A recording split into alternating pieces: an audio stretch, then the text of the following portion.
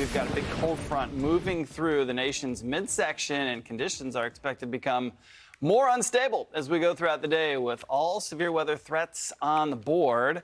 As some of these areas that you're looking at right here, Little Rock, Fort Smith, and some of the spots just to the south are a bit in the bullseye when it comes to the potential for severe weather.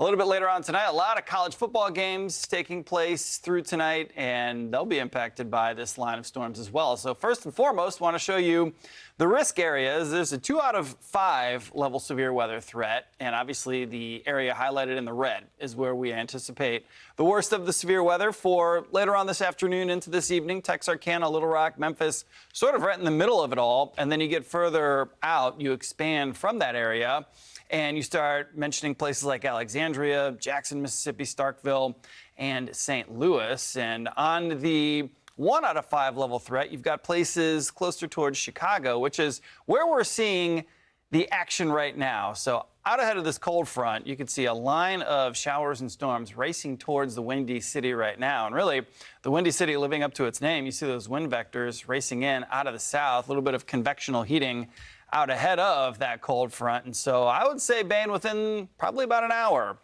maybe an hour and a half, some of those heavy storms going to be right on top of the city. And it's going to be one heck of a way to start off your Saturday there. Yeah, absolutely. Starting off your Saturday morning with all of that, not going to be fun. So be careful on the roads.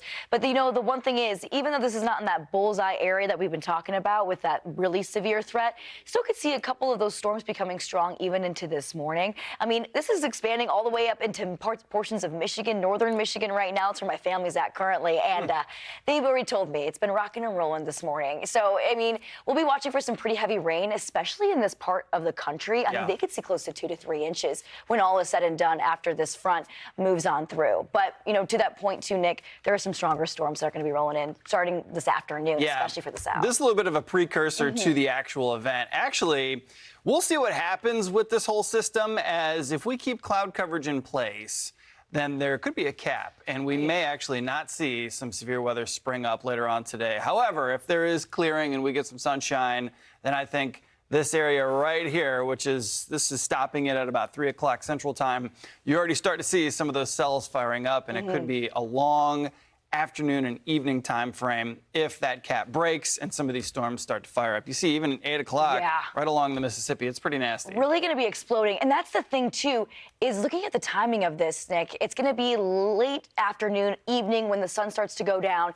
And that's when things can get a little bit scary, because now you're losing daylight and you can't see when these storms are popping up. This will be a strong line, gusty winds, hail, but we can't rule out the possibility of those spin-up tornadoes as well. That's going to be a major threat as we move into the next few hours. You know what? I'm glad you said that. Let's talk about it. Here is your tornado threat. It's a 2 out of 5 here. And really, this is lining up quite well with exactly where that 2 out of 5 level severe weather threat is. So some of those same towns that I just mentioned, that we just looked at, like Little Rock, which is on the top right-hand side of your screen, and Fort Smith, those spots are highlighted in the deeper red. Yeah, and you know, this is a spot they know tornadoes. They're used to getting these, but I want to point out, I mean, October, we see tornadoes popping up, but not as common. So, you know, it's just a good reminder to always be aware and keep your wits about you, even as we move into those cooler weather days. And this is kind of our second severe season that we see coming into the fall as those temperatures start to collide. But also have to watch out for that flash flood warning, or flash flood threat that's going to be imminent too, because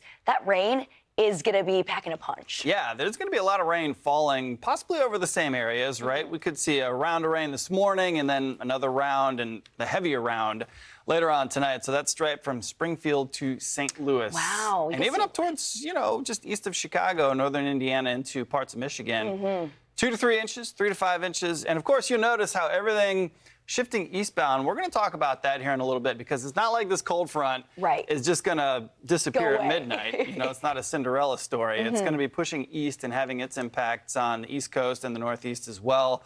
So it's the severe weather threat. It's the flood threat. It's also going to be fairly windy as that jet stream is humming along. It is packing a punch when it comes to that, too. The wind gusts are going to be intense.